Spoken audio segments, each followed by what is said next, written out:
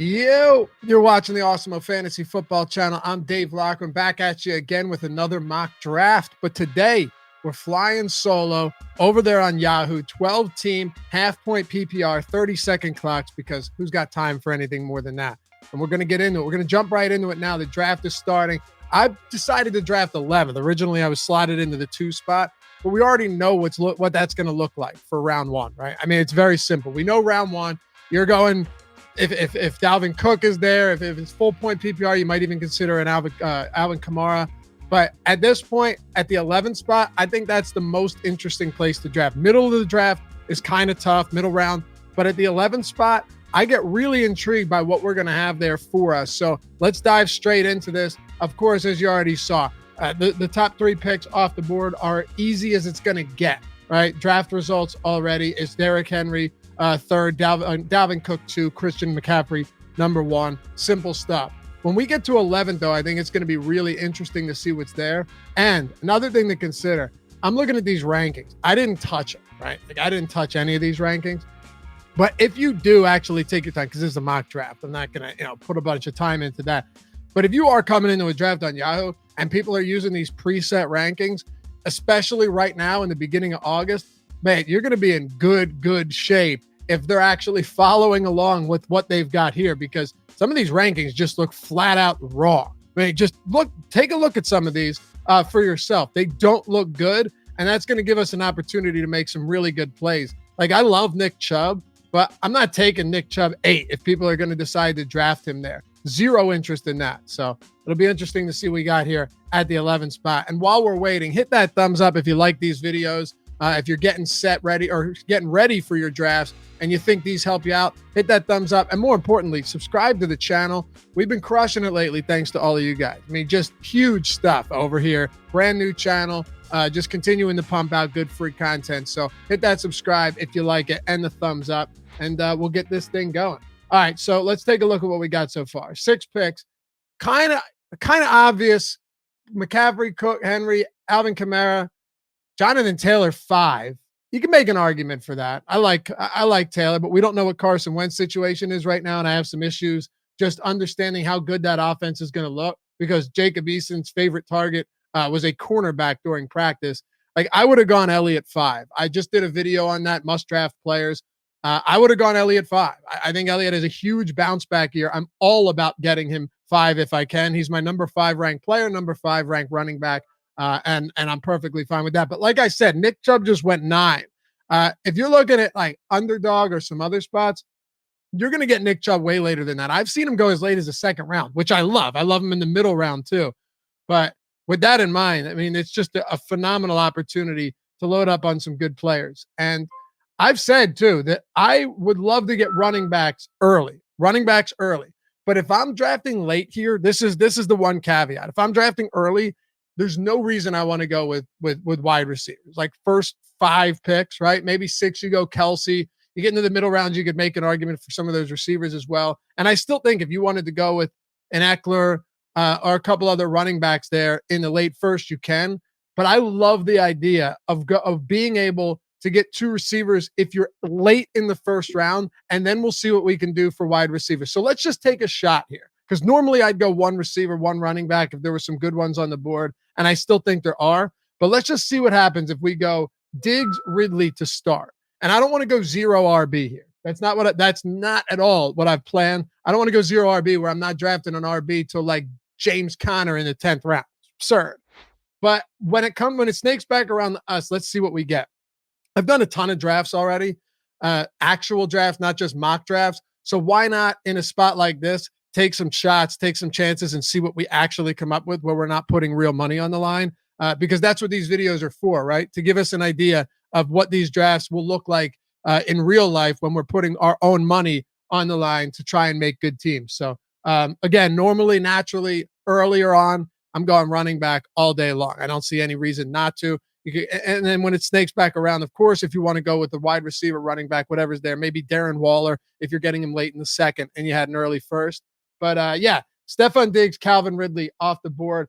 I got 2 guys that I think easily finish top 5 at their position. So I'm cool with that. And I still think there are some good running backs. The only problem is who's going to be there when we come back to the third round. Because you guys know this if you've watched my videos. I do not want DeAndre Swift in the third.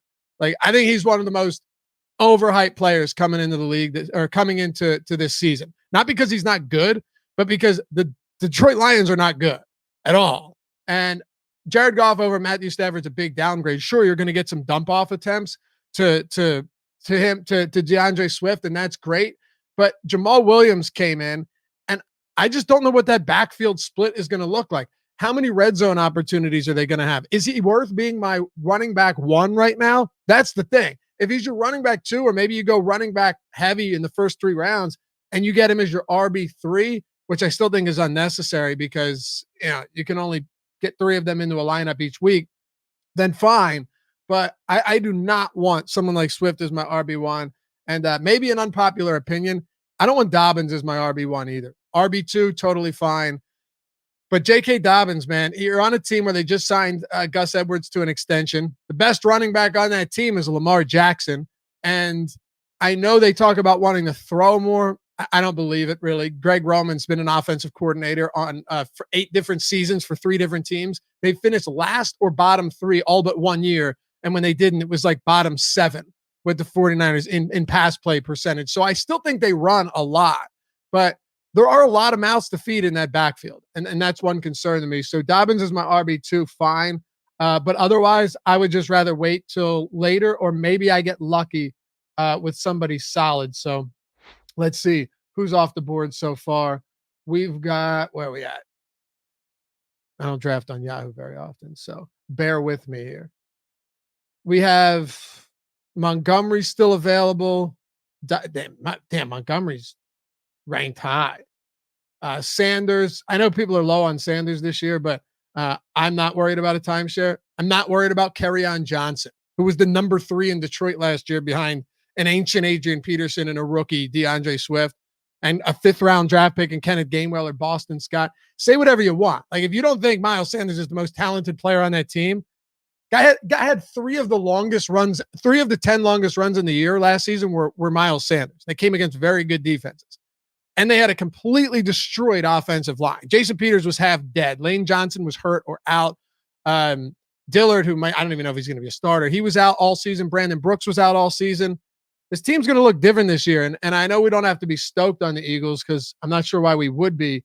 But Miles Sanders is still the best running back. And there was no timeshare last year under Peterson. He played 75% of snaps. He had well over 1,000 yards from scrimmage in 12 games. So the hatred for Miles Sanders is something that I have a tough time coming to terms with. But let's see what we end up getting here. Oh, okay. So David Montgomery went 30th. Whew. Wow. All right. So it's going to come back to us. We might not have Najee Harris went. Clyde Edwards-Helaire at 19. I'm totally fine with that. As a matter of fact, I like it. There goes Miles Sanders. So is Carson still here? I like Carson a lot. If it comes to the third and Carson is the option I have here, there we go. I'll happily go with Carson, and I'll tell you why. Pete Carroll has 0 interest in doing what they had to do last year early in the season when the defense was atrocious and Russell will let Russ cook, right? Well, Russ stopped cooking late in the season, and they're going to lean more on Chris Carson this year. There's no doubt. When he's healthy, and he has been from kind of a misconception. Chris Carson's actually been pretty healthy throughout his career. He has a violent style of running, but Chris Carson should be okay this season. And he's going to be on a potent offense. He's going to get a lot of red zone looks. And he's also a 3-down back. Like, Carson doesn't get enough credit for the fact that he's used in the passing game as well. So am I stoked to have him as my RB1? No, but I'll take him over DeAndre Swift as my RB1. And then do we see that this is where it gets interesting when it comes back to us. There's still a lot of good options on the board. George Kittle is here.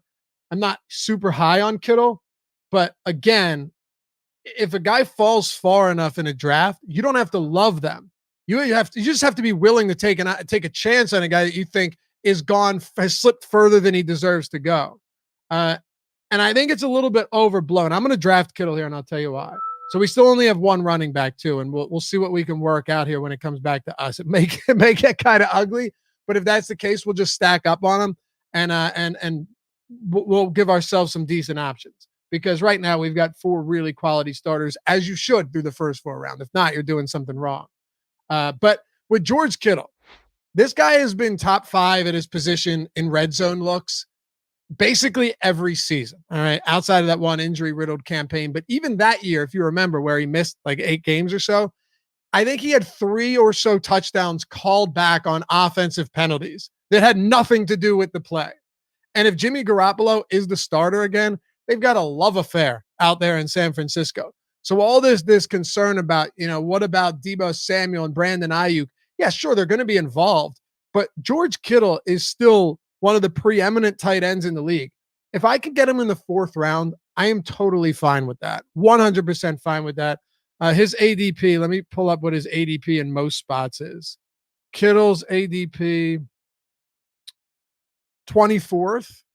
I'll even go over to Underdog, where you have a lot of sharp people drafting there. Of course, it's best ball, but we can still get a decent idea. 25th for George Kittle. And we just got him at what? 39 or so, 30, 38. Yeah, I take that all day. I have no issues with that whatsoever.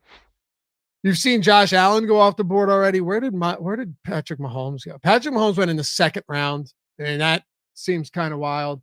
And another thing to consider here, this is a 2 RB, 2 wide receiver league with a flex. So, normally, given that you don't have to start 3 receivers, I would go, a running back early. Again, like this is a mock draft. We're just seeing what we can get out of this.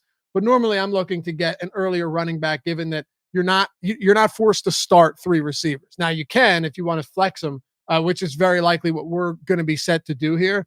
But yeah, normally I would look to go with 2 running backs, but I still think there are some good running back options that we can hit on here that are going to make our lives a little bit easier going into this. And we'll just try and load up on a couple of them. It's not like best ball where you have to just hit on a million of them late in the draft and hope that one of them hits. But we can definitely see if that works with drafting at least a couple of them. Josh Jacobs is off the board, so running backs are thinning out. Travis Etienne at 45 is the most ridiculous thing ever. Just absurd. I don't get it. I do not get the Travis Etienne hype right now. Urban Meyers basically said he's a dual threat guy, but we have our downfield runners in James Robinson and in Carlos Hyde, and he compared Travis Etienne to Percy Harvin. Like, that's cool and all. He compared him to Curtis Samuel and Paris Campbell, too, who's played like 9 games in 2 seasons, but the overall archetype of player.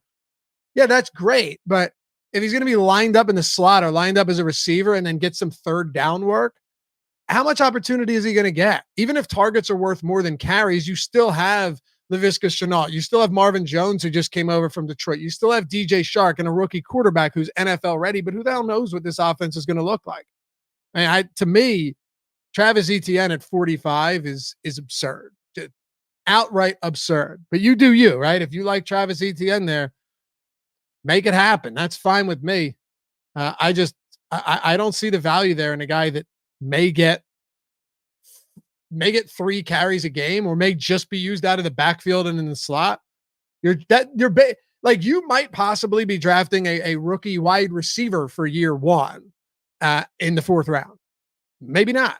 Maybe Travis Etienne is the guy. But there was word out there too that Urban Meyer and the Jacksonville Jaguars settled on him because they wanted Kadarius Toney in the 1st round, couldn't get him and settled on Etienne. But I don't know. It is what it is. If you like him there, go for it. I just think we see a lot of pretty intense reaches on guys. Julio Jones went 44.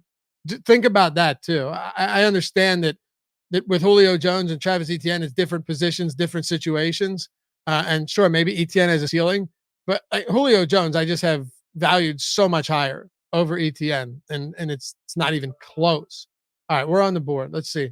We got, Mike Davis is still there. Boom. See, everything works out, right? You don't have to love Mike Davis, but the guy's the clear-cut number 1 in Atlanta. Clear-cut number 1. He should have gone before Etienne, and there's no question about it. No doubt about it.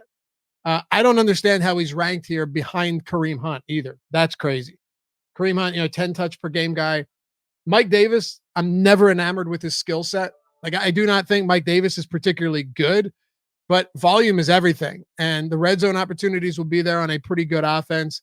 I'm all about it. No problems there whatsoever. So now we've got the flex spot. Like, this is Yahoo, man. If you get into some of these public leagues, you're going to get some great opportunities. Jamar Chase is still down here. I know he's a rookie, and I don't care. He is as NFL ready as you get. Now look at this starting line. Oh my God. Stefon Diggs, Calvin Ridley, Chris Carson, Mike Davis, George Kittle, and Jamar Chase. I feel pretty good about that. Aside from the fact that 3 of my guys have a week 6 bye, which I don't really care about. I'll eat 1 week if I have to. I feel good about this for going wide receiver early. And that's something I generally never want to do unless I'm put into it. But that's why I wanted to draft in the 11 spot. You put yourself in like the 10, 11, 12 and see what happens. And I would definitely suggest you guys, if you're watching, do that as well. Do some mock drafts in the 1 spot. Not going to be much different than the 2. You want to do like the 1 through 3 or whatever. Do some in the 10 through 12. Do some in the middle spots, which I found to be pretty ugly this season. And a lot of times when you come back around, the guys you're looking for, at least that I'm looking for, haven't been there. But yeah, I mean, shit. This I feel fine with this. Ridley and Diggs are 2 top guys. Carson and Mike Davis, for me to get them in the late 3rd and early 5th or late 5th, I'm good with that. We got Kittle, who's a top 3 tight end. We got him in the 4th. Jamar Chase, got him in the 6th. Like, this is a solid team right now. So we'll go kicker next. No, I'm kidding. We would never do that. I can't believe I actually have to draft a kicker and a defense in this league, but some of them are still there. If you're in home leagues and stuff and you still have kickers, talk to your commissioner. Tell them to either hang it up or get rid of kickers, because at this rate there's no need for kickers at all. Okay, Russell Wilson's gone. Beckham, Damian Harris. Wow, Damian Harris going in the 6th. It's better than Chase Edmonds. I don't understand the love for Chase Edmonds at all this year. Guy has 1 goal line carry for his career, his entire career. James Conner's a good goal line back. Say what you want of him from last year and his injury history, but Steelers' offensive line was the worst in the league, arguably the worst in the league. And now he's coming over, obviously going to have a role in this offense. Chase Edmonds, I think, takes a hit. And Kyler Murray's going to get a lot of goal line opportunities, going to get a lot of rushing opportunities in the red zone. Just give me James Conner in the 10th round or the 11th round. I wouldn't be surprised if he goes there here instead of Chase Edmonds. There's just because he was the incumbent backup, or it was the incumbent starter, I guess you could say, or expected starter when Kenyon Drake left.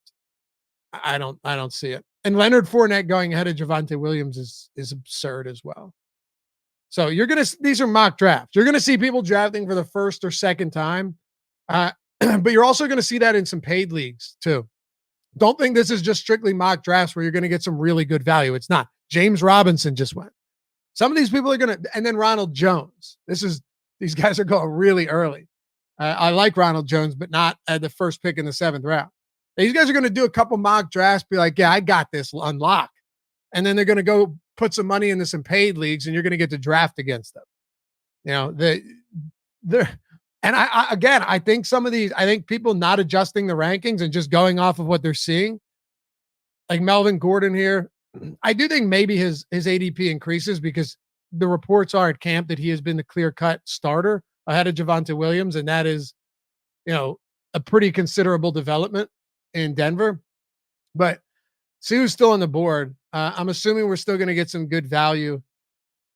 Maybe look to a quarterback next, but I honestly don't think we even need to yet.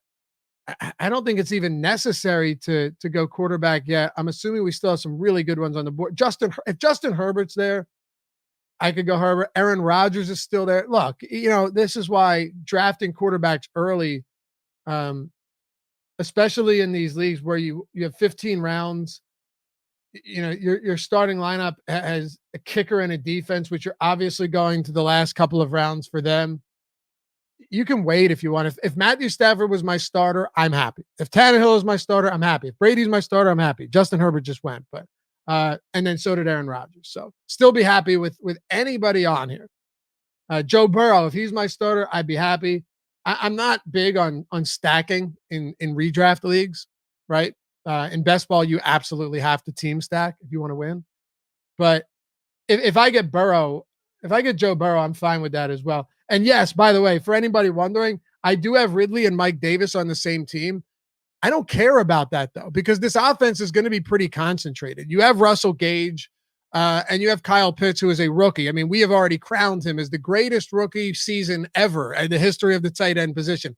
We don't know if that's going to be the case, but there's enough to go around for Calvin Ridley and Mike Davis.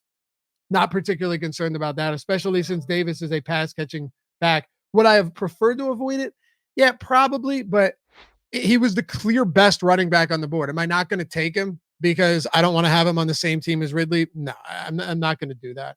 I'm going to take Tannehill here and just grab a tight end because I do think it falls off a little bit after these guys. But with Ryan Tannehill, he gets no respect. When he filled in 2019 in the 10 games he started, he was the QB2. That's right, QB2.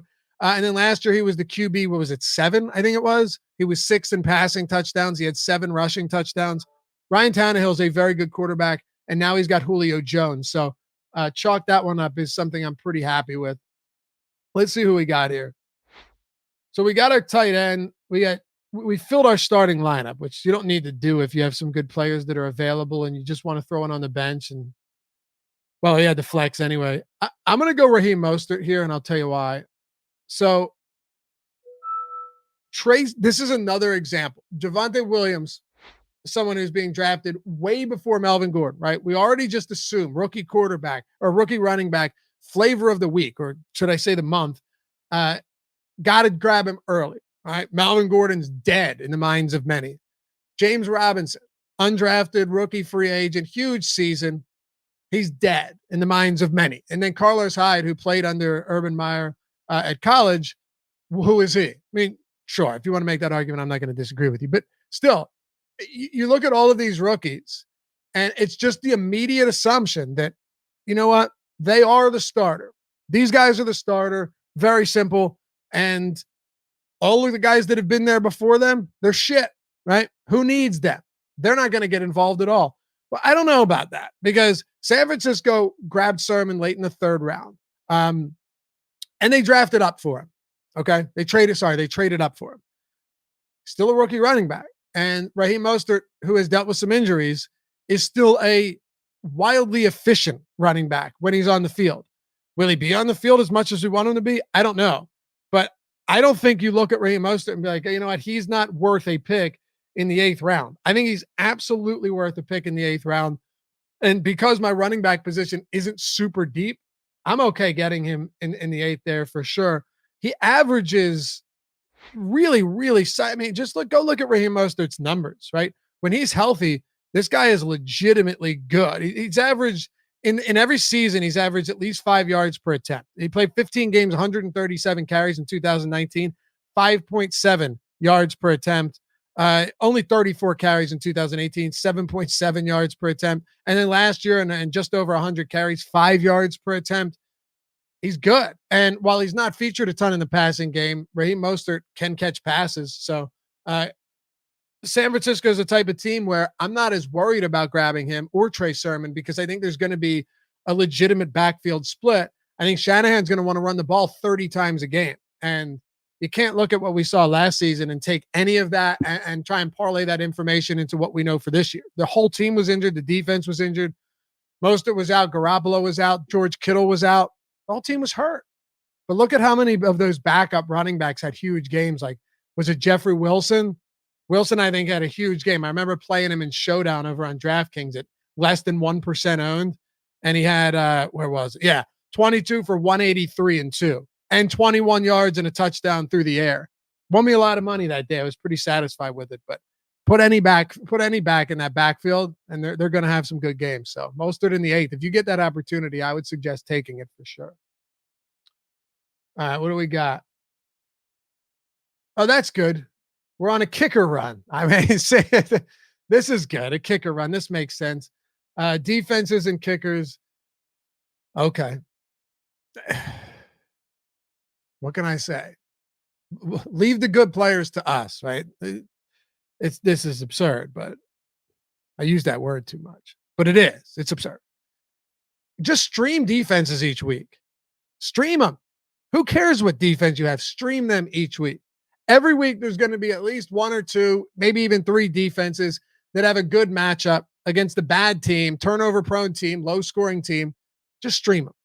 Because the truth is, even the best defenses that you're drafting, they could go out there and hold the opponent to 7 points, but have zero interceptions, turnovers, only a couple of sacks, no defensive touchdowns. And sure, they held them to not very little points, but you're looking for turnovers. You're looking for those type of numbers. Oh, and by the way, I have Kittle and Raheem Mostert too. I just realized that. What are you going to do? He's on my bench. I'm cool with it. Again, I would probably like to avoid doing that with back-to-back teams, but what are you going to do? I can tell you we're not going Deebo Samuel here as a result. Anybody? Oh, Jerry Jeudy is, my God. All right. So Jerry Judy's still on the board. Yeah, we're going Jeudy. He had the second. Oh, no, I'm going Devonta Smith here. Did I get him? Was I too late? That's the problem with drafting live on these. That sucks. All right, whatever. It is what it is. Devonta Smith should not be ranked 107, by the way. Just ignore what just happened. Antonio Brown. What? Look at some of these. Michael Gallup is still on the board, and I went with the fucking Kansas City defense. That's all right. You guys understand where I'm going here. Let's just pretend that that never happened. So a lot of good plays. DJ Shark is there, but I actually like Devonta Smith ahead of him. And you could go a million different players here. The great thing is I just drafted Kansas City defense accidentally because I missed it on the clock. And I feel confident that this team is still really good. So I'm not too worried about it. But Devonta Smith, like over on some of these best ball formats, early drafting was going in the 60 ADPs. That's a little bit high. But the thing about him is he could be the legitimate number one in his rookie season in Philadelphia. So if I'm looking at some of these other guys and I'm saying like Chase Edmonds has a similar ADP in a lot of spots, give me Devonta Smith over Edmonds because Smith could be a legitimate high ceiling rookie wide receiver one in his first year. Jerry Jeudy had the second highest drop rate in the league last year behind only Deontay Johnson, but he's still a high first round pick, really good player, great route runner, creates an insane amount of separation. You got to be okay with that. But really just take a look at, and if I wasn't doing a show right now, we'd be really looking through this a lot deeper, but I don't think we need to understand that Antonio Brown should not still be on the board. He should not still be on the board at pick. What are we at? 116. Michael Thomas. I don't care how bad he is or how much time we anticipate him missing. Michael Thomas should not still be on the board at 117. Like you take a shot on Michael Thomas in these rounds. Michael Gallup shouldn't still be on the board. You can make an argument that Shenault shouldn't be on the board either. These rankings are absurd. Do your own rankings before you do these drafts. Because if you're using these rankings, like myself right now, you're going to miss things. There's no doubt about it. You're going to miss things. Corey Davis is another one that I like here as well. Everyone's already celebrating Elijah Moore as the top option in New York, but we don't know that. Davis just signed a 3-year, was a $37 million deal coming off a pretty solid season. He had 5 games of 100 plus yards last year, and that was playing alongside AJ Brown with Derrick Henry in the backfield. Dude, there's just a lot here. A lot of really good picks. So do your own rankings. You got to do your own rankings. We got Diggs. We got Tannehill, Diggs, Ridley, Carson, Davis, Kittle, Jamar Chase, Kansas City defense, Raheem Mostert, and Devonta Smith. So we'll go 2 more bench spots, and then we'll begrudgingly get our kicker and our defense. One thing I like to do as well, if your league doesn't force you to draft certain spots, like if you could leave a kicker or a defense spot empty and then pick them up at the end of the preseason, a lot of times I won't draft a kicker or a defense at all, and I'll just load up on prospective players in like the 14th and 15th round. And if you're doing something like that, you can see what happens throughout training camp, right? Pay attention to what happens throughout training camp. You may find a diamond in the rough there, and then you're going to have to drop 2 guys before the season starts. So you have a valid roster, but who cares? Who cares? So I do that all the time. If some leagues don't allow it, like they make you fill out a valid roster in the draft, but a lot of them don't. And if they don't, just go ahead and draft as many skill position players as you can. Who cares about kicker? Who cares about defense? They don't matter because there's so much variance with each of those positions. Even if they're the best, there's so much variance. Like why I don't want to draft the best at each position. And yeah, you want to draft the best kicker, fine, but that means you're going to have to take him where you could be drafting a good skill player with legitimate ceiling. Go nowhere near that. And then quarterbacks here, if I'm getting a Ryan Tannehill or you're getting a Rodgers or a Mahomes or any of these starters, because there's just so many good ones, even a Matt Ryan for that matter, I have no interest in drafting a second quarterback with 15 rounds. If we're talking 18 rounds, maybe, sure. But again, you can pick them off the bench. You can stream them, and it's no big deal at all. Every week in a 12-team league like this, especially with a bunch of people that are just entirely clueless drafting, you're going to have good scoops off the waiver wire, which is another reason that I'm not at all worried about the fact that a bunch of my guys have the same bye week. Right? Who cares? It's 1 week. We'll pick enough players up. We're going to have a deep bench anyway, and then we'll go from there. All right, let's see. So Michael Thomas is still on the board. I've got what, 4 receivers. I got 3 running backs. This might just be a best available type thing here. Michael Gallup, though, too, is really interesting. Let me see if we have anyone at running back that's going overlooked. No, see, that's pretty thinned out right now. I don't want Singletary, Hines, any of those guys. I like Latavius Murray, but I don't think we need to go with him there. I'll get a good one. Let's go Gallup here. Michael Gallup might be on the most potent passing offense in the league this season, so perfectly happy getting Gallup. Okay. So we'll see if we can go running back here. I'm also not worried about a backup tight end either, because George Kittle's a top 3 tight end. You draft the top 3 tight ends, so you don't have to worry about who your backups are going to be. All right, let's go running back. Is Latavius Murray still on the board? He may have gone. We'll see. Yeah, we'll go Latavius Murray here. I think this is going to be one of those teams where, whether it's just answered a phone call. Sorry about that. I think this is going to be one of those teams where, even if it's Jameis Winston, that I think Sean, I think what we should expect to see is that Peyton is going to look to limit him a little bit, pump the brakes, pull him back from what he was doing in 2019, even though he was one of the best fantasy quarterbacks. I don't necessarily think you see that same guy this season. Why would you, right? Especially with Michael Thomas set to miss a lot of time. Now you have a team that has not much. Deontay Harris, Traquan Smith, Lil Jordan Humphrey, Adam Troutman in his second year.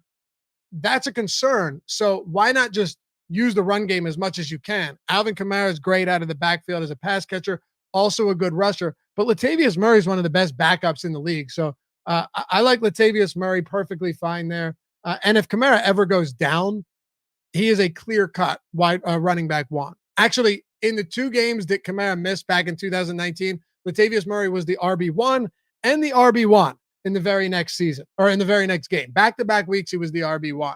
So you just have immense upside there that I want to take advantage of. Let's see if we can not draft the kicker. Yeah, let's see if we can not draft the kicker and see what we come up with. Tight ends, just to see if there's anybody good here. Yeah, see, why would I want to back up tight end there? We don't need it. We'll stream them. If it comes down to me streaming Gerald Everett 1 week or Rob Gronkowski or Jared Cook, why not?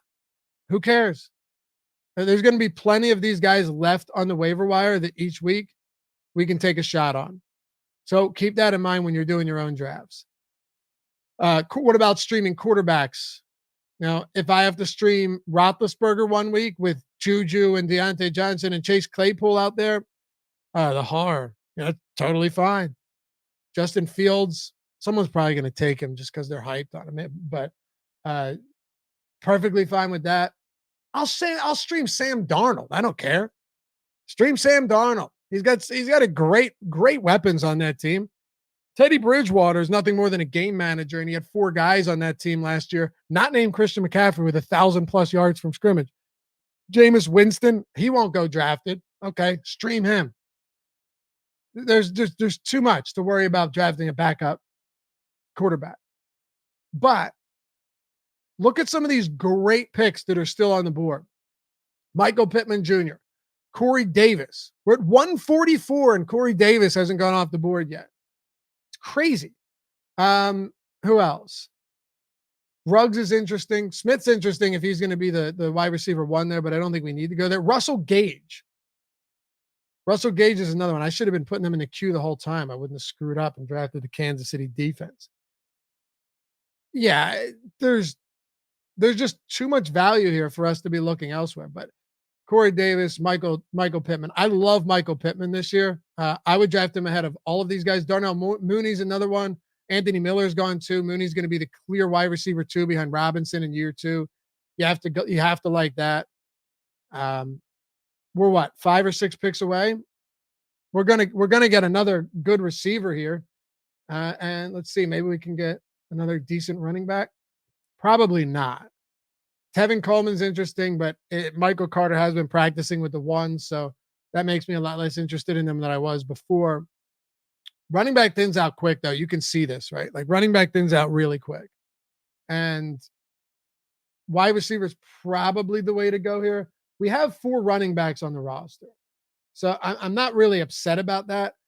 I'm just going to go with the best options available here and take what comes to us, because you're not drafting Tarek Cohen here. You're not drafting Phillip Lindsay here. J.D. McKissick, Rashad Penny, Marlon Mack, clear backup coming off an ACL.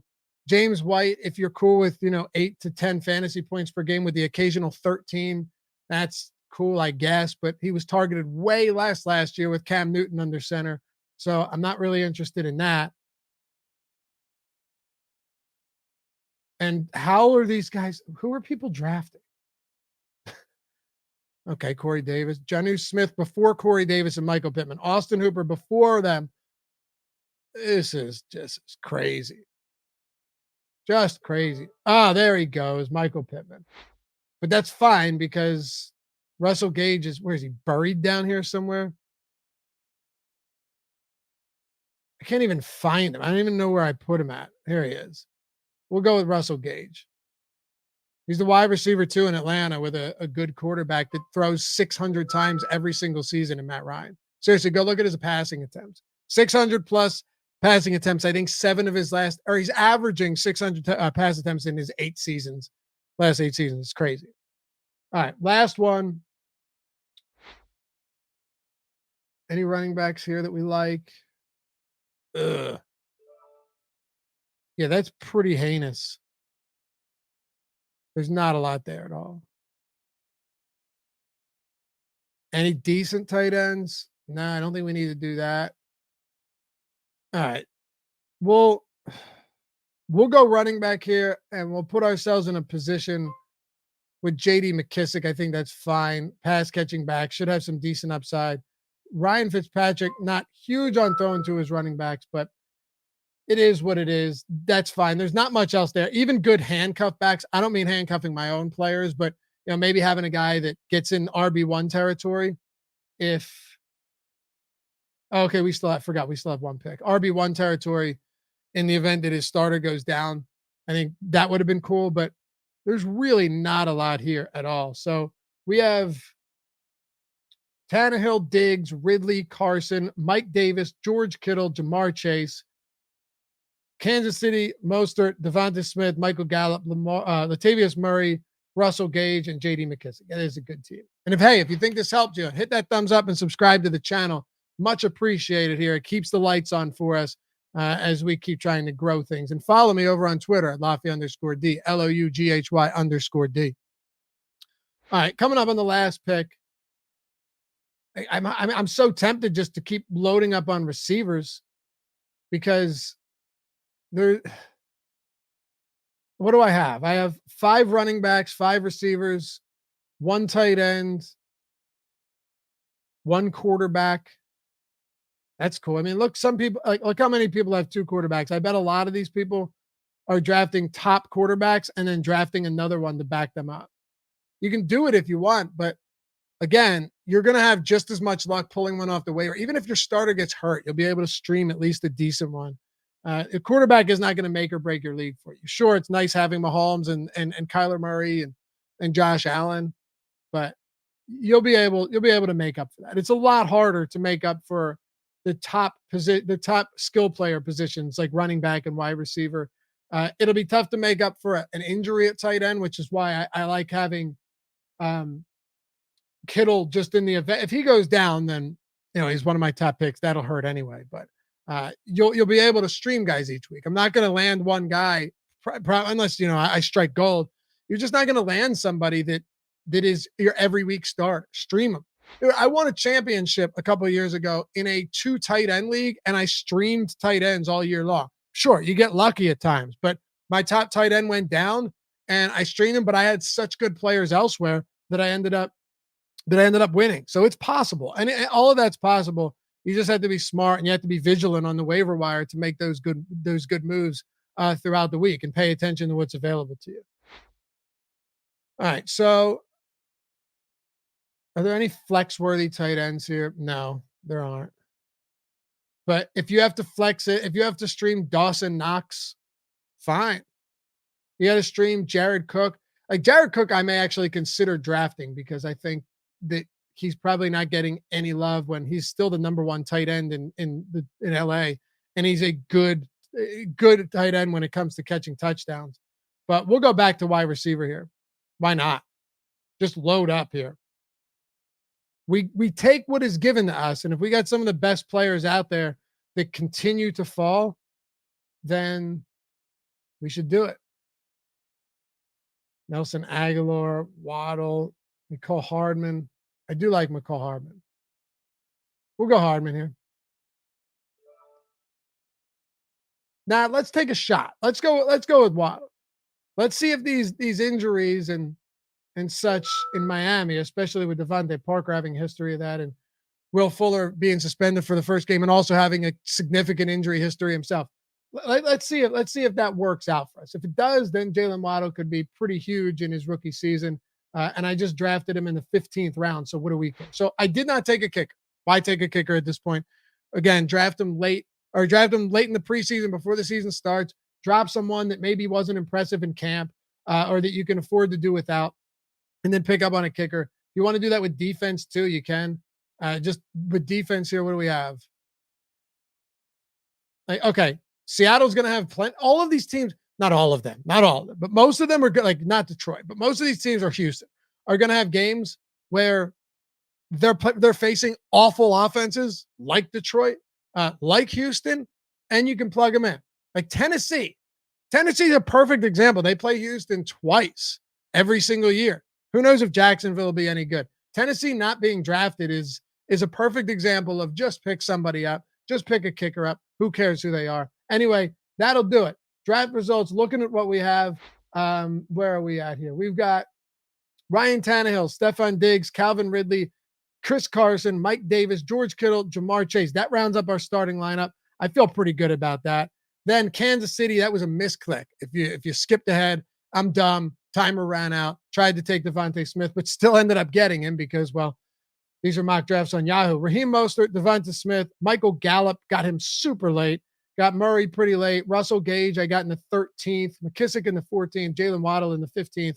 Make your own rankings. Don't forget to do that. It'll set you up in a much better spot than anybody else. You're going to get great value here. And if you like the approach of not drafting a kicker or defense, and leagues allow you to do it, wait it out. Pick them up at the end of the preseason when you have more knowledge. Give yourself more opportunity to hit. The more darts you have to throw, the better chance you have of hitting on one or two of those and being in a great position. So I'm Dave Loughran at the Awesemo Fantasy Football channel. Hit me up on Twitter. Hit that like and subscribe. Thanks as always for watching. We'll do this again soon. Have a great week, everyone.